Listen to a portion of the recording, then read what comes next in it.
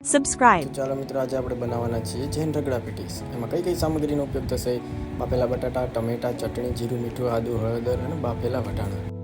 તો આમાં મેઇન હોય છે આપણું રગડું. તો હવે આપણે વટાણાને સારી રીતે બાફીશું.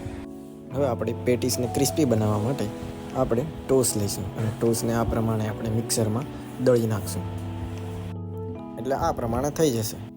હવે આપણે આ રગડાને બનાવવા માટે આપણે લીલું લસણ, આદુ અને ટમેટા, મીઠું અને હળદર ને આપણે મિક્સ કરીશું અને થોડી વાર બાદ આપણે જે બાફેલા વટાણાનો રગડો હતો તે આપણે નાખીશું અને થોડી વાર લગી ચડવા દઈશું.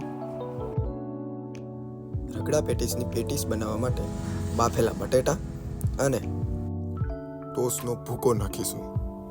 પછી તેને આપણે તેલમાં તળીને આપણે તેને બહાર કાઢીશું. એટલે આ બની ગઈ આપણી જૈન રગડા પેટીસ.